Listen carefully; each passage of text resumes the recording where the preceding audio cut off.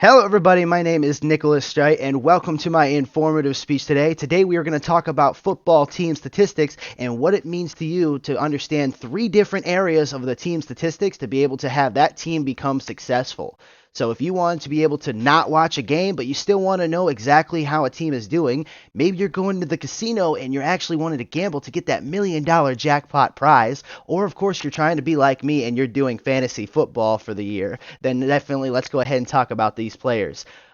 Basically, we're going to break down three different areas when it comes down to DVOA. Nick, what's DVOA? So, DVOA is defense adjusted value over average. We will talk about a little more of that in the little future here. Of course, we're going to also follow up by point differential, and we're going to follow about records of teams during close games.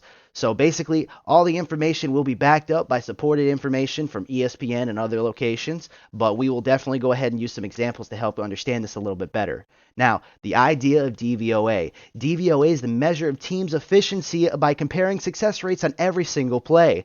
Now, to look at this is understanding the fact of team points, this is player points, and yardage points throughout every single time. You have to understand each play that goes on. You can evaluate each person who is on the field by points. Now, the offensive points, the defensive points, and basically how their records are going throughout the seasons. Everything is broken down into points, and whoever you can see by looking at their DVOA has the higher points against the other team is going to have a better success rate throughout the season. Now, the understanding of this is due to the yardage. I'm going to use example of one of my favorite wide receivers of Danny Amendola on the Lions. If he is on third down and 20 and maybe third down and 1, he's going to get more points for the third down and 20 position because it was a lot harder for him to be able to get that opportunity. Now, of course, evaluating an offensive player versus a defensive player, if the offensive player has more points than the defensive player, you can predict that he is going to more than likely catch the football compared to that person intercepting the ball. Now, if you also look at a team's average compared to the others, then basically you can understand who's going to win in that game without actually watching it. It's a good prediction. Now, I hope everyone's paying attention because there's going to be a quiz at the end of this that's going to be worth half of your grade. Not really, but at least now I got your attention.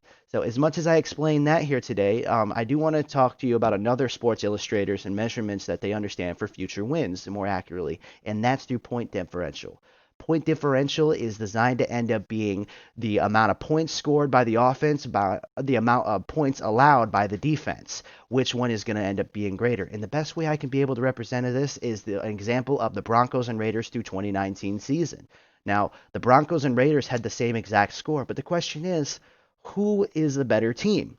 If you look at the point differentials of the Raiders, you will find out that they had a negative 106 on their point differentials, which means that they allowed 106 more points than they actually scored, while the Broncos only had negative 30 points compared to the amount that they scored.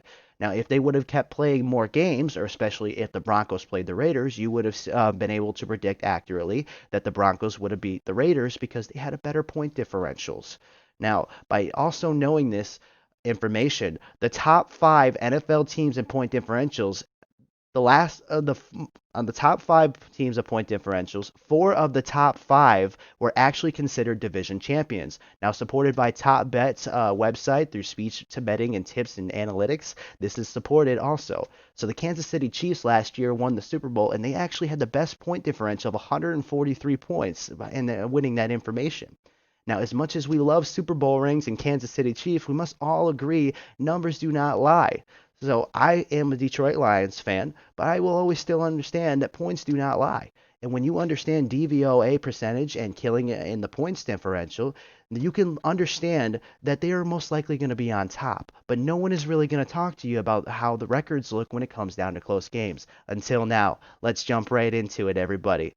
Now, when you're understanding teams when it comes down to records between close games, you have to understand there's a lot of pressure on the field from coaches to injuries to everybody else that is on there. How well can a team be able to get the job done in a pressure situation? And this is going to normally be when somebody is riding the lines. The best way I can represent this is the Bears last year, the 2019 season, actually went actually, this is 2001 season. I'm sorry. So this is where they had 8 wins and 0 losses. But within the next season, they only had 4 wins and 12 losses because all 8 of their wins of the previous season was actually within 7-0 type games. Actually, through ESPN.com, historically, games have been decided from 7 to less points more than 50% of the time. So this is going to really determine which team is going to be able to understand. If you have teams winning that are higher in the points, like Kansas City Chiefs beating somebody 30 points to 3, and many teams that are right in that line where they're only winning by a field goal, then you can be able to understand which one is more successful when it comes down to the game time situations. Now, of course, in conclusion, I just wanted to shed a little bit more light on everybody here in this, that basically the breakdown of understanding success rates will be the DVOA points of breaking down every play and turning it into which ones has better points to understand the success rates. Of course, points differential is going to be a huge topic when it comes down to it, when they basically determining which one's going to be on the standings and which one's going to fall under pressure. I want to thank you guys so much for listening to my speech. I will be here for you every time, and have a wonderful and beautiful rest of your day.